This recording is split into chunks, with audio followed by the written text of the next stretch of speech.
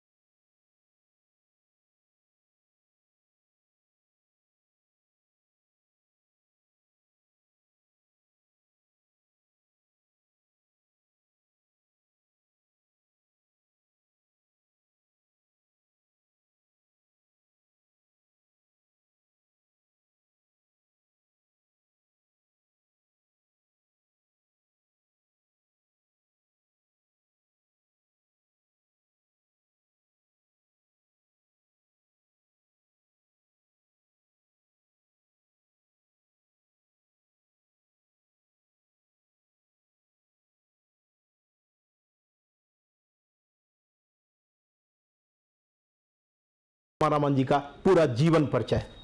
रमा रमण जी, समय संवाद में आपका बहुत बहुत स्वागत है। Thank you. 1987 में आपने आईएएस पास किया और आज आप उत्तर प्रदेश में एक महत्वपूर्ण पद पर हैं। ये पूरा सफ़र कैसे पूरा किया आपने? देखिए, मेरी कैरियर की शुरुआत 1987 से हुई और मेरी पहली पोस्टिंग एज एसडीएम फ़तेहपुर के रूप में हुई थी, जो कि फ़तेहपुर ज़िले का पार्ट है, इलाहाबाद और कानपुर के बीच में।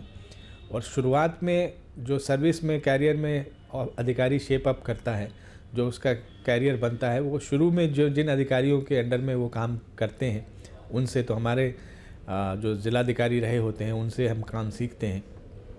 उसके बाद वहाँ पे जो काम सीखने का मौका मिला, फिर मुझे मुख्य विकास अधिकारी नैनीताल की ज़िम्मेदारी दी गई। वहाँ भी मैं 2 साल रहा और वहाँ पे पहाड़ में विकास के लिए अलग मानक होते हैं, तो वहाँ पे नैनीताल पूरा बहुत बड़ा ज़िला था। उस समय नैनीताल ज़िला बटा नहीं था और आतंकवादी गतिविधियाँ भी जो तराई का क्षेत्र था वहाँ पे काफ़ी थी, तो वहाँ पे काफ़ी तेज़ी से विकास कार्य कराने का मौका मिला और जिससे कि आतंकवाद की गतिविधियों में भी कमी आई। और उसके उपरांत मैं कुछ समय के लिए सचिवालय में तैनात हुआ था एज संयुक्त सचिव, और कुछ उसी दौरान 93-94 की बात है, फिर 94-95 में पिकअप में भी डिप्टी एमडी रहा था। और उसके उपरांत फिर मेरी जिलाधिकारी के रूप में पहली पोस्टिंग अंबेडकर नगर ज़िले में हुई, जो बिल्कुल नया उसके साथ ही, तो मैं पहला ज़िलाधिकारी अंबेडकर नगर ज़िले का था। और उसके उपरांत फिर कुछ समय के लिए मैं कानपुर नगर निगम में मुख्य नगर अधिकारी रहा और फिर प्रतापगढ़ का डीएम बना। फिर वहाँ से मैं प्रतापगढ़ में 1 साल 1.5 साल रहने के बाद मैं मिर्ज़ापुर का ज़िलाधिकारी बना। मिर्ज़ापुर से फिर बरेली गया और बरेली से हटने के बाद फिर मैं गोरखपुर का ज़िलाधिकारी बना। गोरखपुर के बाद फिर मैं लखनऊ के बाद मेरठ का ज़िलाधिकारी बना।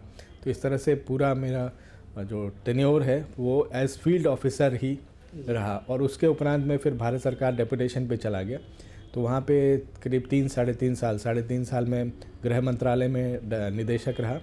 और फिर बाकी के 3.5 साल मैं रूरल इलेक्ट्रिफिकेशन कॉरपोरेशन में एज एग्जीक्यूटिव डायरेक्टर तैनात रहा। वहाँ से जब वापस डेपुटेशन से उत्तर प्रदेश सरकार में लौटा तो मुझे सीधे ग्रेटर नोएडा में मुख्य कार्यपालक अधिकारी के रूप में तैनात करके भेजा गया। और उस समय वहाँ की स्थिति बहुत विकट थी, काफ़ी किसान आंदोलन चल रहा था और तेज़ी से हर 2-3 महीने पे मुख्य कार्यपालक अधिकारी बदल रहे थे। किसान आंदोलन को संभाल में लाना मुश्किल हो रहा था। तो उस समय मैं संघर्ष करके किसानों के बीच गया, उनके बीच गांव में बैठा, खुली धूप में, कड़ी दोपहरी में उनके बीच 6-6 घंटे 7-7 घंटे उनकी खटिया पे बैठ के उनसे बात की, उनकी गालियाँ सुनी, उनके ताने सुने, उनका गुस्सा झेला और धीमे धीमे करके 3-4 महीने के भीतर किसानों का दिल जीतने का मैंने काम किया। उसके बाद भी किसानों ने आपके खिलाफ मुहिम चलाई? किसानों ने मेरे खिलाफ कभी मुहिम नहीं चलाई। किसानों ने हमेशा उसके बाद से किसान अगर मैं यह कहूं कि वो मुझे मसीहा मानते तो अतिशयोक्ति नहीं होगी। किसान हमेशा से इसका विरोध करते रहे। जब भी मेरा ट्रांसफ़र होने की बात होती, किसान विरोध पे उतर आते थे और इसी वजह से मेरा लंबे समय तक वहाँ रुकने का कारण भी किसान ही थे। निश्चित रूप से इस बार भी जब आपका स्थानांतरण हुआ तो किसानों ने समर्थन किया इस बात का कि आपको रुकना चाहिए, लेकिन कुछ लोग ऐसे थे जो न्यायालय चले गए। तो ऐसे कौन लोग थे, क्यों आपका विरोध कर रहे थे? जो लोग न्यायालय गए थे उनका नोएडा, ग्रेटर नोएडा से कोई मतलब नहीं था। कौशाम्बी का कोई एक युवक था और जिसने ये रिट याचिका दाखिल की थी PIL के फॉर्म में, और जिसको कोर्ट ने जिस पे काफ़ी लताड़ भी लगाई कि भाई आपका नोएडा, ग्रेटर नोएडा से क्या मतलब, ये रिट तो इंटरटेन नहीं होनी चाहिए। लेकिन चूँकि प्रोसीडिंग्स आगे बढ़ गई थी, फाइनली कोर्ट ने भी इस बात को माना कि हमारे जो वहाँ पे मुख्य कार्यपालक अधिकारी और चेयरमैन हैं उनकी कॉम्पिटेंस पे कोई क्वेश्चन नहीं है। कुछ आपके ही संवर्ग के अधिकारी इस बात का विरोध करते रहते हैं कि रामानंद साहब हमेशा अच्छी पोस्टिंग पाते हैं, बाकी लोग को नहीं मिल पाता है। देखिए, इसमें विरोध और समर्थन का कोई वो नहीं है। जो तंत्र है, जो ब्यूरोक्रेसी है, इसमें अधिकारियों की इच्छा और उसकी अनिच्छा कोई मायने नहीं रखती। कभी मैं किसी पोस्ट के लिए कभी मांगने नहीं गया कि मुझे ये पोस्ट मिलनी चाहिए या मुझे यहाँ पे रखा जाए ना रखा जाए। सरकार मुझे जहाँ भी जिस पोस्ट पे जितने दिन के लिए भेज देती है, मैं बहुत ही अनुशासित अधिकारी की तरह मैं उन पोस्ट पे जाता हूँ, उतने टाइम रहता हूँ और इसमें मेरा नुकसान भी होता है, मेरे परिवार का भी नुकसान होता है और बच्चों पे मैं ध्यान नहीं दे पाता हूँ और परिवार पे जितना हमें समय देना चाहिए उतना समय मैं उस पोस्ट की जिम्मेदारी को जस्टिफाई करने में लगाता हूँ कि जो भी समस्याएं हैं, जो भी प्रॉब्लम्स हैं, पहले उनको सॉल्व कर लूँ। ये भी कहा जाता है कि नोएडा का एक बड़ा वर्ग है जो भ्रष्टाचार में चाहे संलग्न हो, चाहे वो अधिकारी वर्ग हो, चाहे कुछ पॉलिटिकल लोग हों, चाहे भूमि माफिया, उनका एक बड़ा नेक्सस आपके खिलाफ रहता है हमेशा। देखिए, जब भी आप उस नेक्सस के इंटरेस्ट के खिलाफ काम करेंगे, मैंने कभी ये मैं दावा नहीं करता कि मैंने भ्रष्टाचार ख़त्म कर दिया या उसके खिलाफ मुहिम चलाई, लेकिन मैंने हमेशा निरंतर कोशिश की कि उसमें कमी आ जाए। ऐसे मैकेनिज़्म डेवलप करूं कि जो अगर कहीं पे करप्शन की बू आती है या कहीं पे लगता है कि यहाँ पे करप्शन होने की गुंजाइश है, तो उसको जितना कम से कम कर सकें। जैसे मैंने अपने टाइम में नोएडा, ग्रेटर नोएडा और यमुना अथॉरिटी में टेंडरिंग की व्यवस्था कर दी। अब टेंडरिंग की व्यवस्था करने से मुझे बताने में ये खुशी है और ज़रा भी संकोच नहीं है कि एक तो पारदर्शिता बढ़ी, कंपटीशन बढ़ा और कंपटीशन के बढ़ने से जो हमारे टेंडर में जो पहले टेंडर NIT से 2%, 5%, 7%, 10% हायर आते थे, वो टेंडर आज की डेट में 15%, 20% लोअर आ रहे हैं। तो इससे दो फायदे हुए, कंपटीशन बढ़ने से, पारदर्शिता बढ़ने से। एक तो भ्रष्टाचार में भी कमी आई और जो टेंडर से हासिल करता है वो कोई कमीशन देने को कोई इंजीनियर मांगता भी है तो उसको आसानी से कमीशन देने को तैयार नहीं। लोगों को मानना है कि आप फैसले बड़े कड़क लेते हैं, तो इसके पीछे क्या मैं मानूँ कि आपका पॉलिटिकल बैकग्राउंड बड़ा तगड़ा होता है, यानी कि मजबूत होता है, जिसके कारण आप जो चाहते हैं वो फैसले लेते हैं। कुछ लोगों का कहना ही फैसले मनमानी तरीके से लिए जाते हैं। नहीं, ये तो कहना बिल्कुल गलत है। हमने हमेशा जो फैसला लिया है जनहित में लिया है, किसानों का हित सोच के लिया है। हमारे एजेंडा में सबसे ऊपर किसान रहते हैं, उसके बाद इंडस्ट्रियलिस्ट रहते हैं कि उनके हित, क्योंकि यहाँ पे नोएडा में इंडस्ट्री आए, उनके हित में मैं फ़ैसला लेता हूँ। और फैसला लेते वक्त मैं सुनता सबकी हूँ लेकिन करता अपने मन की हूँ और जो जनहित में होता है वही करता हूँ। तो वो किसी को चाहे कड़क लगे या आसान लगे फैसला, मुझे उसकी चिंता नहीं रहती है। यहाँ पे हमें एक ब्रेक लेना होगा। ब्रेक के बाद फिर हाजिर होते हैं। रमन जी से हमारी बातचीत का सिलसिला जारी रहेगा।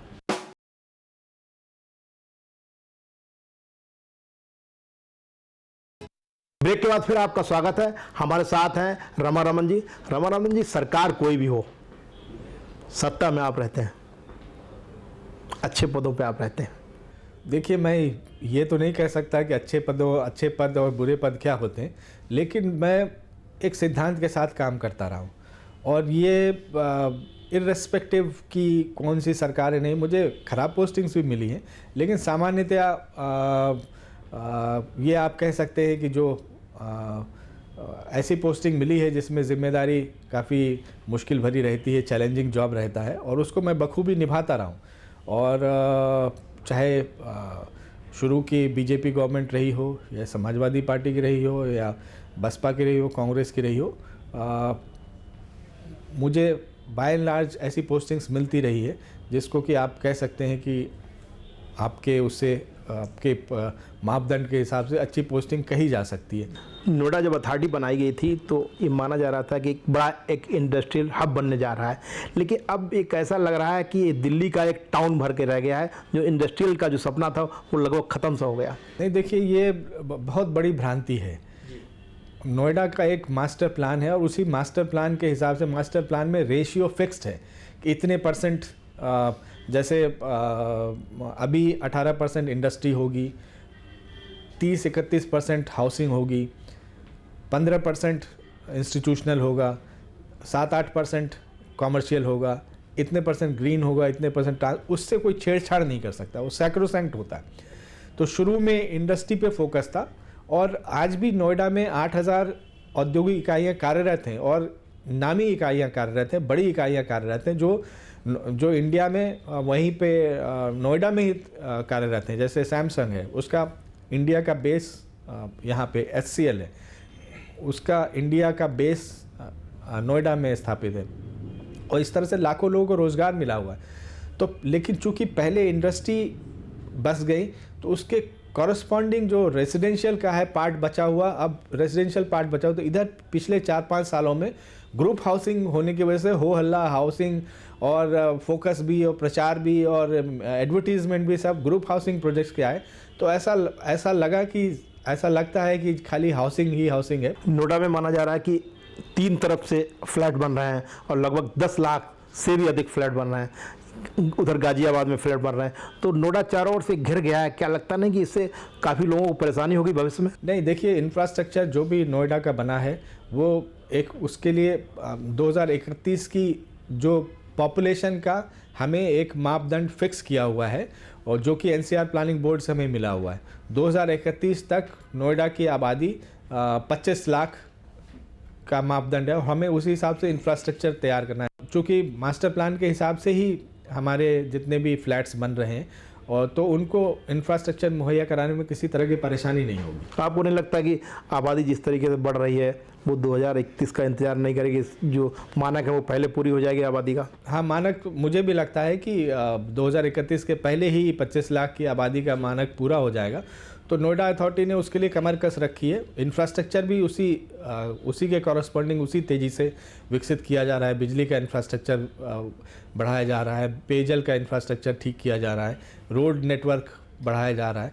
तो हमारी खासियत यही है, हमारी अथॉरिटी की गुड़गांव के कंपैरिजन में, कि हम पहले इंफ्रास्ट्रक्चर डेवलप करते हैं, तब फिर बाकी लैंड अलॉट करते हैं। नहीं, लेकिन गुड़गांव की अगर बात की जाए तो गुड़गांव का जो इंफ्रास्ट्रक्चर है, जो गुड़गांव में विकास हुआ है, नोएडा ने उस तेज़ी से विकास नहीं किया। देखिए, गुड़गांव में जो विकास हुआ बिल्कुल ही लोपसाइडेड विकास हुआ है। वहाँ पे बड़े बड़े ऑफिसेस तो दिखते हैं, लेकिन ना वहाँ सड़क है, ना सीवर है, ना पानी है। तो जो भी गुड़गांव गए हैं वो पछता रहे कि हम कैसी जगह आ गए कि जहाँ पे सुबह 6 घंटे लाइन में लगते हैं पानी लेने के लिए, और फिर शाम को 6 घंटे लाइन में लगते हैं। तो ऐसे उसमें ये विकास जो है संतुलित विकास नहीं कहा जाएगा। और गुड़गांव के साथ एक एडवांटेज है कि नेशनल एयरपोर्ट उनके पास है। तो जो MNCs आए, जो ऑफिसेस आए, उन्होंने गुड़गांव को प्रेफर किया कि वहाँ से एयरपोर्ट पहुँचना, और वहाँ से फिर अपने अंतर्देशीय जो अंतर्राष्ट्रीय उनके हेड ऑफिसेस हैं वहाँ जाना आसान लगा। अब पानी की अगर बात की जाए तो नोएडा में लगभग अब बोतल बंद पानी चल रहा है। कभी अथॉरिटी ने इस बात पर ध्यान दिया कि नोएडा के लोगों को शुद्ध जल कम दरों पे उपलब्ध कराया देखिए, जाए? ये बहुत पुरानी बात हो गई। अब नोएडा में गंगा जल पर्याप्त मात्रा में 250 क्यूसेक गंगा जल हमें उपलब्ध हो रहा है, और हम ग्राउंड वाटर निकाल करके जो रेनी वेल से लेते हैं उसमें गंगा जल मिला के सप्लाई कर रहे हैं। तो अब हमारा जो पेयजल है वो हमारे जो पीने के मानक है उसके अनुरूप हम दे पा रहे हैं। नोएडा की अगर विकास की बात की जाए, जहाँ तक जो गवर्नमेंट हॉस्पिटल्स हैं, चाहे गवर्नमेंट स्कूल्स हैं, उनकी काफ़ी कमी है, प्राइवेट सेक्टर ने काफ़ी कब्जा कर रखा है। आपका कहना बिल्कुल सही है कि नोएडा का विकास ही इसी को ध्यान में रखकर किया गया कि जो अथॉरिटी अपने मास्टर प्लान में इंस्टीट्यूशनल सेक्टर्स बनाती है, उसमें हॉस्पिटल भी और स्कूल के लिए भी, ऑफिसेस के लिए भी, और ये सोच के बनाया गया था कि जहाँ पे रोज़गार मिले वहीं पे रहने का और अच्छे लिविंग के लिए सुख साधन सब हों, कि मार्केटिंग प्लेस भी हो, मॉल भी हो, प्राइवेट हॉस्पिटल भी हो। और यहाँ उद्देश्य नोएडा में ये बिल्कुल नहीं था कि यहाँ पे जो सरकारी सिस्टम है उस पर बोझ बने। उसी को ध्यान में रख करके जो स्कूल के प्लॉट हैं, कॉलेजेस के प्लॉट हैं, इसके प्लॉट हैं, हॉस्पिटल के प्लॉट हैं, वो प्राइवेट सेक्टर को दिए गए हैं। और अच्छे स्कूल स्टैंडर्ड के, अंतर्राष्ट्रीय मानक के भी स्कूल कॉलेजेस हैं, हॉस्पिटल हैं, और मॉल्स हैं, शॉपिंग प्लेसेस हैं। तो सारी सुख साधन के सभी सुविधाएं हैं। और अथॉरिटी की तरफ से एक 500 बेडेड मल्टी स्पेशलिटी हॉस्पिटल भी वहाँ पे काम कर रहा है, जिसके दवाई वगैरह सब मुफ्त अथॉरिटी बेयर करती है। जिस तरीके से नोएडा में इंक्रोचमेंट हो रहा है, लोग परेशान हो रहे हैं, उसके लिए कभी अथॉरिटी प्रयास कर रही कुछ? इंक्रोचमेंट एक बहुत बड़ी समस्या है, और उसमें परेशानी ये है कि अगर मैं बेबाक कहूँ तो उसमें मिलीभगत रहती है। अथॉरिटी के भी जो लोअर लेवल के कर्मचारी हैं उनकी मिलीभगत रहती है, पुलिस के भी जो कांस्टेबल्स हैं, बीट कांस्टेबल्स, उनकी भी मिलीभगत रहती है, और भी लोगों को स्थानीय जो दबंग टाइप के नेता वगैरह रहते हैं उनकी भी मिलीभगत की वजह से इंक्रोचमेंट होता रहता है। और हम लोग इंक्रोचमेंट हटाते रहते हैं, तोड़ते भी रहते हैं, फिर दोबारा इंक्रोचमेंट होता है। और थोड़ा सा एक लीगल बैकिंग की भी कमी है, जिसकी वजह से जिसका फ़ायदा उठाते हैं। लेकिन नोएडा अथॉरिटी निरंतर कोशिश में लगी रहती है कि पटरी पे और जो हमारी बहुमूल्य ज़मीन है उस पर कब्ज़ा ना होने पाए। इंक्रोचमेंट हटा करके हम दीवार भी बनाते हैं जिससे कि फर्दर इंक्रोचमेंट ना हो पाए। क्या लगता है नोएडा की अपेक्षा में ग्रेटर नोएडा का जो इंफ्रास्ट्रक्चर है वो बेहतर है? निश्चित तौर पे ग्रेटर नोएडा का जो प्लान किया गया वो आगे 100 साल को सोच कर किया गया, और नोएडा से बेहतर प्लानिंग है। ज़्यादा चौड़ी सड़कें हैं, इंटरनेशनल मानक है, सर्विस रोड सभी उसमें है, अंडरग्राउंड केबल है पूरे नोएडा में। तो ग्रेटर नोएडा की प्लानिंग नोएडा से कहीं बेहतर है। क्या ग्रीनरी का भी अभाव काफ़ी नोएडा में? अगल बगल के जितने एनसीआर टाउन्स हैं उनके कंपैरिजन में अगर नई दिल्ली वाला एरिया छोड़ दिया जाए, जहाँ पे 100-150 साल पहले प्लांटेशन हुआ था, उसको छोड़ दिया जाए तो नोएडा का जो ग्रीनरी है, ग्रेटर नोएडा की ग्रीनरी है, वो सभी शहरों से बहुत बेहतर है। और हमने ग्रीनरी के लिए जैसे ग्रेटर नोएडा में 22% रखा है कि master plan green, sector green, और इसी तरह से रोड साइड ग्रीनरी। नोएडा का जो ग्रीनरी का आपका बजट आता है वो अक्सर ज़्यादा तो कागज़ों में दिया जाता है, और जब धरातल पे कुछ नहीं होता है। ये कहना बिल्कुल गलत है, क्योंकि वो जो मोर्टेलिटी है वो करीब 16-17% होती है। तो 16-17% की जो मोर्टेलिटी है हर साल की, वो रिप्लेस होती है। अदरवाइज़ जो ग्रीनरी है उसके बारे में इस तरह के जो भी अगर कहते हैं तो बिल्कुल जिनको ना जानकारी नहीं है वही इस तरह का आरोप लगा सकते। रामानंद साहब, नीचे स्तर पे नोएडा के जो कर्मचारी हैं उन पे काफ़ी करप्शन के आरोप लगते रहते हैं, आम जनता उनसे बड़े परेशान है। ऐसे लोगों के खिलाफ कुछ कार्रवाई आपने की है? देखिए, कार्रवाई हुई है, कई लोग सस्पेंड भी हुए हैं, बर्खास्त भी हुए हैं। लेकिन सबसे बड़ी दिक्कत क्या है कि ग्रेटर नोएडा में काफ़ी लोग डेपुटेशन पे काम करते हैं, साथ ही कम से कम 2-2.5 हज़ार ऐसे कर्मचारी हैं जो प्लेसमेंट पे काम करते हैं, जिनका कोई रोल पे नाम नहीं होता है। तो ऐसे लोगों पे एक जो नियमों के अंतर्गत कंट्रोल रहता है, जो सेवा आचरण नियमावली है, उन पे लागू नहीं होती, तो वो बेधड़क होते हैं। वो ऐसे भी लोग हैं, फर्जी लोग, वहाँ दलालों का काफ़ी सक्रिय नेटवर्क रहता है। ऐसे भी काफ़ी लोग हैं जो नोएडा अथॉरिटी कर्मचारी बन के लोगों को बेवकूफ़ बनाते हैं, उनसे फर्जी रजिस्ट्री करवा लेते हैं, फर्जी अलॉटमेंट करवा देते हैं। तो उनका भी नेटवर्क इसमें काम करता है, जो जिसकी पूरी बदनामी नोएडा अथॉरिटी के कर्मचारियों के ऊपर आती है। तो ऐसे लोगों के खिलाफ भी एफआईआर दर्ज हुए हैं, उनके खिलाफ भी कार्रवाई हुई है। रमन जी, यहाँ पे हमें एक ब्रेक लेना पड़ेगा और ब्रेक के बाद फिर हाजिर होते हैं।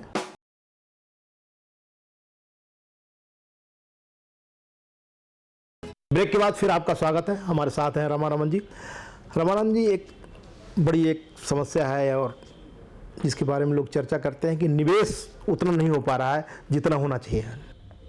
देखिए, ये पूरे विश्व में इस समय आर्थिक मंदी का दौर चल रहा है और उसी का इम्पैक्ट हिंदुस्तान में भी है और करीब करीब सभी सेक्टर्स में वही स्थिति है और सभी राज्यों में वही स्थिति है। इसी वजह से सभी राज्य काफ़ी ऑफेंसिव निवेश पॉलिसी बना रहे हैं, तरह तरह के लुभावने इंसेंटिव्स दे रहे हैं जिससे ज़्यादा से ज़्यादा लोग आकर्षित होकर उस प्रदेश में आके निवेश करें। उत्तर प्रदेश की भी जो पॉलिसी बनी है, निवेश नीति, उत्तर प्रदेश की निवेश नीति 2012, उसमें भी ऐसे इंसेंटिव्स दिए गए जिससे कि यहाँ पे निवेश आए। और पिछले 4 सालों में उत्तर प्रदेश में निवेश के मामले में उत्तर प्रदेश दूसरा राज्य है देश में जिसमें कि इस क्वांटम में निवेश आकर्षित होकर आया है। और माननीय मुख्यमंत्री जी का जो दूरगामी सोच है, जो पॉजिटिव अप्रोच है, जो डायनेमिज्म है, उसकी वजह से काफ़ी निवेश ऐसे हालात में भी, विषम परिस्थितियों में भी निवेश हुआ है। और भी कुछ निवेश को लाने के लिए कुछ और योजनाएं हैं सरकार की? देखिए, निवेश तो के 2 पहलू होते हैं। निवेश आकर्षित करने के 2 ही चीज़ देखते हैं कि एक तो रोड ट्रांसपोर्ट का, road network plus train network अच्छी हो। तो उसके मामले में अभी जो अभूतपूर्व काम हुआ है, अभी जो लखनऊ आगरा एक्सप्रेसवे बना है और फिर उसके आगे आगरा से नोएडा तक एक्सप्रेसवे पहले से बना हुआ था, तो लखनऊ से दिल्ली की दूरी अब 6 घंटे में तय की जा सकेगी। इसी तरह से समाजवादी पूर्वांचल एक्सप्रेसवे बन रहा है, इंफ्रास्ट्रक्चर बन रहा है, तो उससे पूरा उत्तर प्रदेश में एक अभूतपूर्व क्रांति आ जाएगी। अगर जो माल ट्रांसपोर्ट की गति 2 गुनी बढ़ती है तो इकोनॉमी की गति जो है 3 गुनी बढ़ती है। तो ये जो एक्सप्रेसवे बनेंगे, इसके इर्द गिर्द जो भी हमारा वेजिटेबल बेल्ट है, एग्रीकल्चर बेल्ट है, तो फूड प्रोसेसिंग के एरिया में बहुत बड़ा ज़बरदस्त काम होने जा रहा है। इसी तरह से ईस्टर्न फ्रेट कॉरिडोर और वेस्टर्न फ्रेट कॉरिडोर है जिसका मिलने का स्थान ग्रेटर नोएडा में है, खुर्जा और ग्रेटर नोएडा के पास है। वहाँ से दोनों एक्सप्रेस हुए, तो इससे पूरे देश भर में कहीं भी से सामान आयात करने में और निर्यात करने में बहुत बड़ा हमारे पास एक फ्रेट कॉरिडोर होने की वजह से बहुत कम समय में, जहाँ 3 दिन अभी बॉम्बे पोर्ट तक पहुंचाने में, जवाहरलाल नेहरू पोर्ट तक पहुंचाने में समय लगता है, वो 24 घंटे के अंदर सामान आ जाएगा। रमन जी, हालांकि चुनाव नज़दीक हैं, होने वाले हैं, फरवरी में तय माना जा रहा है, क्या लगता है कि इस स्थिति में कोई नई योजना सरकार की है विकास की, या फिर ऐसी योजनाएं जो आपने कर रखी हैं उनको इम्प्लीमेंट क्या वो हो जाएंगी तब? इस समय देखिए, नई योजना ऐसी नहीं है, लेकिन अभी इंफ्रास्ट्रक्चर के क्षेत्र में सबसे बड़ी महत्वाकांक्षी योजना तो समाजवादी पूर्वांचल एक्सप्रेस वे है। तो प्रयास यही है कि जो हमारे पास समय बचा हुआ उस समय में इसके टेंडर हो जाएं और इसका काम शुरू हो जाए, शिलान्यास हो जाए, काम शुरू हो जाए, जिससे कि अगर मतलब आगे इसका काम रुक न सके, निरंतर इसका काम चलता रहे। और इस समय और कोई नई योजना अभी शुरू करने की नहीं है। ये है कि जो पीछे काम शुरू किए गए हैं उससे तेज़ी से पूरा कर दिया जाए। नोएडा में और कोई खास योजना है आपकी विकास की लाने की आगे? नहीं, नोएडा में तो हमारा फोकस इंफ्रास्ट्रक्चर का रहता है कि जैसे कोई समस्या आई, जैसे कहीं जाम लग रहा है, तो हम कोशिश करते हैं कि सड़कों की वाइडनिंग हो जाए या एलिवेटेड रोड बन जाए या फ्लाईओवर बन जाए, अंडरपास बन जाए, जिससे कि कहीं पे भी जाम की समस्या उत्पन्न ना होने पाए। जो सफारी की प्लानिंग थी, जेवर में हवाई अड्डे की प्लानिंग थी, ये कहाँ तक मूर्त रूप ले सकी है? देखिए, जो नाइट सफारी का प्रोजेक्ट है वो ग्रेटर नोएडा में प्लान्ड है और उसकी आरएफपी वगैरह बन के शासन को उन्होंने भेजी है। तो एक यहाँ पे पीपीपी प्रोजेक्ट्स के लिए कमेटी होती है जिसके समक्ष प्रेजेंटेशन होना है, उसके बाद उस पर काम शुरू हो पाएगा। जहाँ तक जेवर हवाई अड्डे का प्रश्न है, जेवर हवाई अड्डे के लिए जो वांछित एनओसी चाहिए, उसके लिए नागरिक उड्डयन मंत्रालय को सभी आवश्यक सूचनाओं सहित प्रपत्र सबमिट कर दिए गए। रमन जी, जो भी नाइट सफारी की बात होती है, हवाई अड्डे की बात होती है, इसमें मध्यम वर्ग का क्या फ़ायदा होगा? देखिए मध्यम वर्ग जैसे हवाई अड्डे का आप ले लीजिए, तो हवाई अड्डे का मतलब वहाँ पे एविएशन हब बनना है। तो एविएशन हब जब बनता है तो समझ लीजिए कि वहाँ पे कम से कम 10,000 करोड़ का निवेश वहाँ पे छोटे बड़े मध्यम एयरक्राफ्ट मेंटेनेंस, एयरक्राफ्ट के मैन्युफैक्चरिंग के लिए, तो उससे लोगों को रोज़गार मिलता है, जिसमें मध्यम वर्ग के लोग ही आते हैं। और जब लोग आते हैं तो सर्विस सेक्टर का विकास होता है, ट्रांसपोर्ट वाले या सब्जी वाले, दूध वाले, सबकी ज़रूरत पड़ती है। रमन जी, जो नोएडा का बजट होता है मुझे लगता है कि 50-60 हज़ार करोड़ होता होगा। मुझे दिल्ली डीडीए के बाद नोएडा का ही बजट की बात अगर आती है, और आपका जैसा नाम है रमा, और फिर रमन मतलब मीन्स कि रमा मीन्स लक्ष्मी और रमन मतलब भ्रमण करना, तो इस पूरे लक्ष्मी को आप किस तरीके से सर्किल में घुमाते हैं, कैसे कैसे उसका प्रयोग करते हैं आप? देखिए ये भी एक मिथ है। जैसे नोएडा का बजट 6 से 7 हज़ार करोड़ सालाना होता है, और ये बजट कोई गवर्नमेंट से बजट नहीं मिलता, ये नोएडा अथॉरिटी खुद अर्न करती है। और उसमें जैसे हम पहले ज़मीन एक्वायर करते हैं तो उसमें खर्च करते हैं। इस 6,000-7,000 करोड़ में से 2,000 करोड़ हर साल जो बजट होता है ज़मीन एक्विजिशन में जो मुआवजा देना पड़ता है, तो आधा बजट तो हम मुआवजे के तौर पे किसानों को बांटते हैं, और उसके बाद फिर उस पर विकास कार्य पे खर्च करते हैं। तो जैसे सीवर बना, रोड बनी, प्लांटेशन हुआ, तो वो करीब 2,500 हज़ार के करीब बजट जो है हम इसको विकसित करने पे खर्च करते हैं। तो 6,000 का अगर हम खर्च करते हैं, नई ज़मीन लेकर के उस पर डेवलपमेंट करते हैं, तो फिर से हमें आगे समझिए 7,000 करोड़ मिला। तो उस 7,000 करोड़ मतलब ये बेसिकली ये रिवॉल्विंग फंड हमारा होता है। ये पूरे देश में अगर बजट की बात की जाए तो डीडीए के बाद सबसे बड़ा बजट 6-7 हज़ार करोड़ की जो बात कर रहे हैं आप, नोएडा को ही मिलता है। मतलब अगर तीनों अथॉरिटी का हम मिला दें तो निश्चित तौर पे हम डीडीए के बराबर के होंगे। जितना डीडीए का एरिया है, एरिया के हिसाब से अगर देख लें तो हम डीडीए के मैचिंग। अथॉरिटी का काम माना जाता था कि भूमि लेना, उसको विकास करना, लेकिन मुझे लगता है कि अभी अब चीज़ें पीछे रह गई हैं। कोई डेवलपमेंट, चाहे भूमि की बात हो, चाहे डेवलपमेंट की बात, अथॉरिटी नहीं कर पा रही। ये कहना सही है। जब से नया एक्विजिशन बिल आया है जिसमें पुनर्वासन और जो कंपनसेशन के लिए नई व्यवस्थाएं की गई है, उसके बाद एक्वायर करना ज़मीन नेक्स्ट टू इम्पॉसिबल हो गया है। तो उसके लिए हम लोगों ने कोशिश की है। हम लोग निरंतर उससे हतोत्साहित नहीं है, क्योंकि हमारा जो काम है कि डेवलपमेंट करना, तो हम किसानों को विकास में भागीदार बना करके उनको सहमति से हम डायरेक्ट परचेज़, सीधे क्रय की नीति अपना करके उनसे भूमि ले रहे हैं। रमन जी, आपने आईएएस की जो तैयारी की थी, तो पहले से आपने बचपन में ही ये तय कर रखा था मुझे आईएएस बनना है, या किसी ने कोई प्रेरणा दी आपको, घर वालों ने, कि नहीं आईएएस बनना है आपको? नहीं, मेरी बचपन में ऐसी कोई धारणा नहीं थी। मैं तो सिर्फ इंजीनियर बनने के लिए मेरे मन में था कि इंजीनियर बनूंगा। इंजीनियरिंग करने के बाद मेरा एक मित्र है जो कि गुजरात कैडर में आईपीएस है, विनोद मल, उसके मन में था कि उसे आईएएस का एग्ज़ाम देना है। उसी ने प्रेरणा जगाई कि हम दोनों लोग साथ मिलकर एग्ज़ाम देते हैं, और उसके प्रेरणा की वजह से मैंने आईएएस का एग्ज़ाम दिया। नए नए बच्चे जो आईएएस की तैयारी कर रहे हैं, उनके लिए क्या आप कहना चाहेंगे? देखिए, पैटर्न अब काफ़ी बदल गया है, लेकिन ये है कि आईएएस की तैयारी के लिए अब वास्ट नॉलेज होना बहुत ज़रूरी है। हमारी संस्कृति की, इंटरनेशनल इतिहास की, संस्कृति की, और इंटेलेक्ट, डिसीजन मेकिंग कैपेबिलिटी जिनके में हो उनको देना चाहिए। क्योंकि बाहर से तो ये सर्विस बहुत अच्छी लगती है, लेकिन अंदर आने के बाद चुनौतियाँ बहुत हैं। पहले आईएएस की परीक्षा होती थी और अब आईएएस की परीक्षा हो रही, कुछ बेसिक अंतर आया है दोनों में?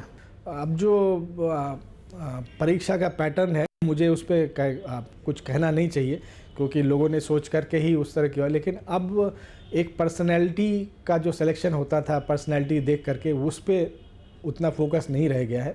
पूरा कार्यकाल जो रहा है आपका सर्विस का, उसमें कौन सा सबसे अच्छा कार्यकाल आपका माना जाता है? देखिए, आईएएस के लिए तो हमेशा जो जिलाधिकारी का कार्यकाल रहता है, जो वही मेमोरेबल रहता है। ज़िंदगी में कोई ऐसे लम्हे जिन्होंने आपको बड़ा आनंदित किया हो, और कुछ ऐसे लम्हे जिन्होंने आपको तनाव दिया हो? ये तो इस समय एकदम से याद करना बहुत मुश्किल है, लेकिन तनाव तो तब निश्चित तौर पे होता है जब अनावश्यक आरोप लगते हैं और आप 100 फैसले लेते हैं, तो जो फैसला लेता है गलतियां भी वही करता है। जब सर्विस में आप फैसले लेते हैं तो 100 फैसले लेते हैं, तो परिस्थिति जन्य जो आपके पास फैसला लेने के लिए जो साक्ष्य या मटेरियल उपलब्ध है, उसमें 10 फैसले गलत होने की हमेशा गुंजाइश रहती है। तो तनाव तब होता है जब 90 फैसलों के लिए आपको कोई प्रशस्ति पत्र नहीं मिलता, लेकिन 10 या 1 या 2 फैसले के लिए आपको कटघरे में खड़ा किया जाता है। आपके ही संपर्क के एक IAS अधिकारी से मेरी बात हुई, उनका कहना है कि जिस तरीके से रमारमण साहब कोई भी सरकार हो उसमें अच्छी जगह रहते हैं, सबको बैलेंस रखते हैं, उस पर पूरा एक राजनीतिक जो व्यक्ति होता है, राजनेता होगा, उसके सब गुण हैं, और जब वो रिटायरमेंट होंगे तो निश्चित रूप से उनका जो व्यक्तित्व है वो राजनीति में आएंगे। देखिए, इस पे मैं कुछ कमेंट नहीं कर सकता, अभी कोई ऐसा इरादा नहीं है। मेरा तो यही इरादा है कि मैं निरंतर अपनी कैपेसिटी में जितने लोगों की मदद कर सकूं, सेवा कर सकूं, और मेरा तो ये है कि रिटायरमेंट के बाद अपने परिवार को जितना मैक्सिमम समय दे सकूं। नहीं, अगर कोई राजनीतिक दल या जो, ये भी जनसेवा होती है, राजनीति जो आप इस समय सेवा कर रहे हैं वो भी राजनीतिक जनसेवा होती है, अगर कहीं से कोई ऑफर मिलता है तो इसको आप स्वीकार करेंगे? ऐसा कोई इरादा नहीं है, ऐसा कोई इरादा नहीं है। उत्तर प्रदेश विकास के पथ पर पूरी तरीके से अग्रसर है, आपको लगता है कि और भी जो योजनाएं लंबित हैं वो पूरी हो जाएंगी चुनाव तक? उत्तर प्रदेश में असीम संभावना है, ये असीम संभावनाओं का प्रदेश है। यहाँ पे जो लोग हैं, रहने वाले लोग, वो इतने इंटेलिजेंट हैं, इतनी कैपेसिटी उनको सही राह मिल जाए, सही चैनल मिल जाए और सही मार्गदर्शक मिल जाए तो इस प्रदेश के बराबर पोटेंशियल और किसी प्रदेश में नहीं। धन्यवाद। ये थे रामारमण जी। रामारमण जी का कहना है कि उत्तर प्रदेश में विकास की असीम संभावनाएं हैं और उत्तर प्रदेश निरंतर विकास कर रहा है। आज इस कार्यक्रम में इतना ही। आगे की खबरों के लिए देखते रहिए समय यूपी उत्तराखंड। सारा प्रणाम।